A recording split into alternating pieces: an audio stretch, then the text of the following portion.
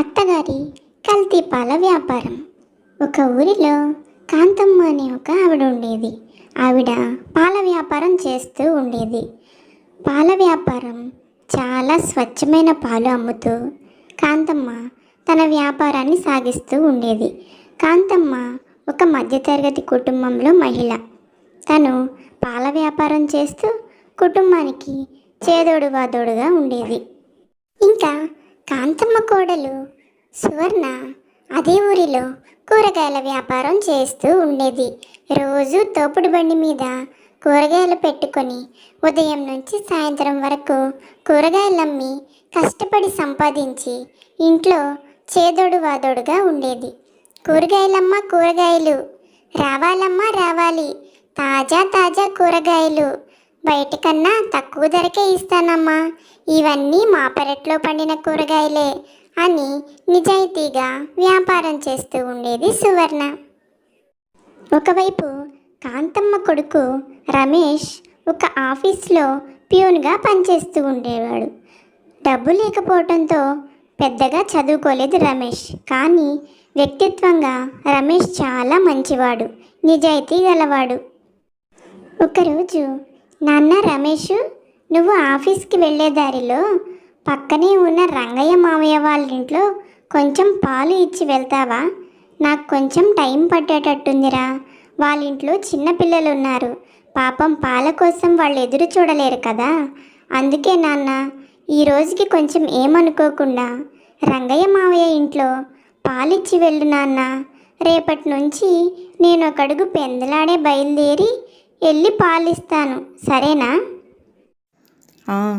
సరే అమ్మా, వెళ్ళేదారే కదా, ఒక అడుగు వేసి పాలు ఇస్తానులే. కానీ నీకొక విషయం చెప్పాలి.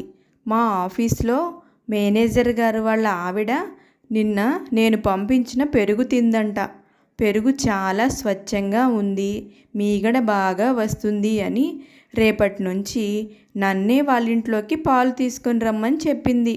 రేపటి నుంచి ఉదయాన్నే నేను వెళ్ళే టైంకి నాకు కూడా ఒక పాల బాటిల్ రెడీ చేసి ఇచ్చావంటే రోజు వాళ్ళకి పాలు ఇస్తాను.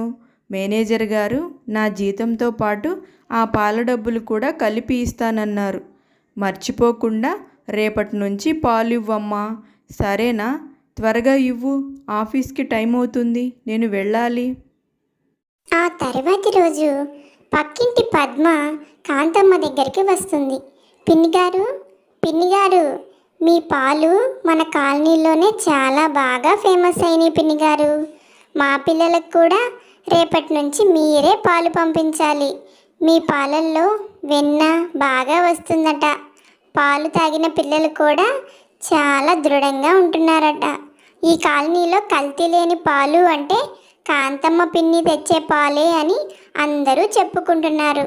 రేపటి నుంచి మా ఇంటికి కూడా రోజు ఉదయం సాయంత్రం 2 పాల బాటిల్ ఇవ్వండి వదిన గారు.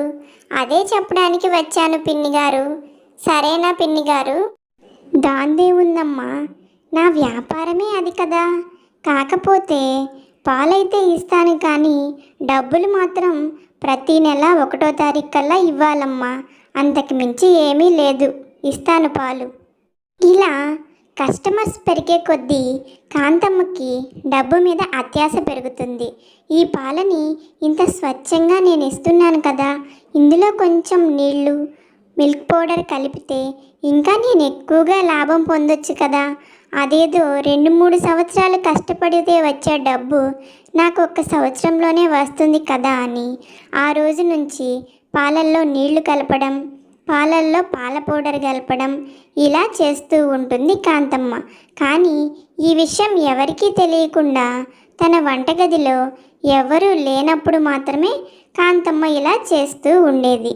రోజుకి కస్టమర్స్ తగ్గిపోవడంతో కోడలికి అనుమానం వస్తుంది. ఒకరోజు అత్తగారు చేసే పనిని చూసిన సువర్ణ ఇలా అడుగుతుంది. అత్తయ్య, ఏం చేస్తున్నారు మీరు? మన పాలల్లో కల్తీ జరుగుతుందా? మీరు పాల పౌడర్ కలుపుతున్నారు, ఇంకా నీళ్లు కలుపుతున్నారు అత్తయ్య. మనకి వచ్చే రూపాయి ఎందుకు ఇలా ₹1 పడిపోయిందా అని అనుకుంటున్నాను రోజు నేను. కారణం ఏంటా అని ఈరోజు అర్థమైంది. మీరు అత్యాశతో ఇలా పాలల్లో నీళ్లు కలపడం వల్లే మనకొచ్చే కస్టమర్స్ తగ్గిపోతున్నారు. ఇలా చేయడం తప్పత్తయ్యా. నాకు తెలుసులేవే, ఎంతకాలం నిజాయితీగా వ్యాపారం చేసినా మనకేం డబ్బు మిగులుతుంది? 2 నెలల నుంచి చూడు, పాలలో నీళ్లు కలుపుతుంటే 2 డబ్బు మిగిలింది. నీకేం అర్థం కాదులే కానీ నువ్వు వెళ్ళి కూరగాయలు అమ్ముకోపో. కాకపోతే ఈ విషయం బయట ఎక్కడా చెప్పకు, రమేష్కి కూడా చెప్పకు. ఈ డబ్బంతా ఎవరి కోసం నేను సంపాదిస్తుంది? మీకోసమే కదే. నువ్వు వెళ్ళిపో, నా పని నేను చూసుకుంటాను అంటుంది అత్తగారు. తర్వాత ఒకరోజు, ఏంటి లిల్లీ ఇలా వచ్చావు? ఇంకా పాలు టైం అవ్వలేదమ్మా. నేనే ఒక 2 గంటలు ఆగితే పాలు తీసుకొని మీ ఇంటికి వస్తాను కదా. ఎందుకు మీ అమ్మ నిన్ను అంత దూరం నుంచి ఇక్కడికి పంపించిందమ్మా? వెళ్ళు వెళ్ళు, 2 గంటలు ఆగితే బర్రెలన్నీ ఇంటికి వచ్చేస్తాయి. పాలు తీసి సాయంత్రం 6 మీ ఇంటికి పాలు తీసుకొని వస్తాను. వెళ్ళి ఆడుకోపోమ్మా అని కాంతమ్మ లిల్లీకి చెప్తుంది. లేదాంటీ, నేను పాల కోసం రాలేదు. మా మమ్మీ ఈ రోజు నుంచి మీ దగ్గర పాలు పోయించుకోవడం లేదు అని చెప్పి రమ్మని నన్ను పంపించింది. మా మమ్మీ వేరే వాళ్ళ దగ్గర పాలు పోయించుకుంటుందట. మీ పాలల్లో ఎక్కువగా నీళ్ళే వస్తున్నాయి. ఆ పాలు అసలు ప్రయోజనంగా లేవు. అంత డబ్బు పెట్టి పాలు కొనుక్కోవడం వేస్ట్ అని మా మమ్మీ మీకు చెప్పి ఇప్పటి వరకు ఇవ్వాల్సిన డబ్బులు ఇచ్చేసి రమ్మని నన్ను పంపించింది ఆంటీ. సరే ఆంటీ, నేను ఆడుకోవడానికి వెళ్ళాలని అక్కడి నుంచి వెళ్ళిపోతుంది. తర్వాత కోడలిని కూడా ఎవరు పడితే వాళ్ళు అత్తగారు చేసే కల్తీ వ్యాపారం గురించి నిలబెట్టి మాట్లాడుతూ ఉంటారు. కానీ కోడలు ఎంత చెప్పినా అత్తగారు మాత్రం వినేది కాదు. అందరూ చెప్పిన మాటలు విని కోడలు చాలా బాధపడేది. రోజులు గడిచే కొద్దీ వ్యాపారం పూర్తిగా ఆగిపోతుంది. పాలన్నీ అలాగే ఉండిపోతాయి. అప్పుడు అర్థమవుతుంది కాంతమ్మకి, నిజాయితీగా వ్యాపారం చేయకపోతే, జనాన్ని మోసం చేస్తే మనమే మోసపోతాము అని. అప్పుడు అనుకుంటుంది మనసులో, నిజాయితీగా వ్యాపారం చేసేటప్పుడు ఎంత డబ్బైతే రావాలో అంతే వచ్చేది, న్యాయంగా ఉండేది. దేవుడు కూడా బాగా చూసేవాడు. కానీ ఎప్పుడైతే ఈ కల్తీ వ్యాపారం మొదలు పెట్టానో మొదట్లో డబ్బు బాగానే వచ్చింది. కానీ ఒక్కసారిగా పాలన్నీ నిలిచిపోయాయి. ₹1 కూడా రావటం లేదు. ఎవ్వరూ పాలు పోయించుకోవడానికి ముందుకు రావడం లేదు. అప్పుడే కోడలు చెప్పిన మాట వినవలసింది అనుకుంటుంది. కోడలిని వెతుక్కుంటూ కోడలి దగ్గరికి వెళ్తుంది కాంతమ్మ. నన్ను క్షమించవే సువర్ణ, నువ్వు చెప్పినప్పుడు వినలేదు. ఇప్పుడేమో వ్యాపారం అంతా లాస్ అయిపోయాను. ఒక్క గిద్ద పాలు కూడా అమ్ముడుపోవటం లేదు. అందరూ నా పేరు కాంతమ్మ నుంచి కల్తీ పాల కాంతమ్మగా మార్చేశారు. ఇప్పుడు ఏం చేయాలో నాకు అర్థం కావడం లేదు. నేను చేసింది తప్పేనే. నువ్వు చెప్పినప్పుడు వినవలసింది. అనవసరంగా నిన్ను ఇబ్బంది పెట్టి నేను ఇబ్బంది పడ్డాను.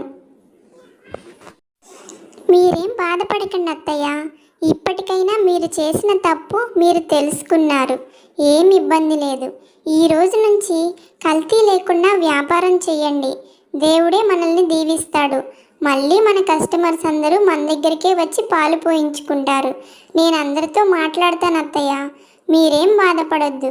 కానీ ఎప్పుడైనా సరే మనం ఒకరిని మోసం చేస్తే ఖచ్చితంగా మనమే మోసపోతామన్న విషయాన్ని మాత్రం మీరు గుర్తుంచుకోండి అత్తయ్య. న్యాయంగా వ్యాపారం చేయండి. ఆ రోజు నుంచి కాంతమ్మ కల్తీ లేకుండా పాల వ్యాపారం చేస్తుంది. తన దగ్గర అందరూ వచ్చి పాలు పోయించుకుంటూ ఉంటారు. ఇలా కాంతమ్మ తన తప్పు తెలుసుకొని జీవితాన్ని సాగిస్తూ ఉంటుంది. ఈ స్టోరీ కనుక మీకు నచ్చితే please like, share and subscribe చేసుకోండి. మరెన్నో వీడియోస్ కోసం ఈ ఛానల్ని సబ్స్క్రైబ్ చేసుకోండి. ఇంకా ఎలాంటి స్టోరీస్ కావాలో కామెంట్ బాక్స్లో తెలియజేయండి. అలాంటి స్టోరీస్ తయారు చేయడానికి మేము ట్రై చేస్తాము.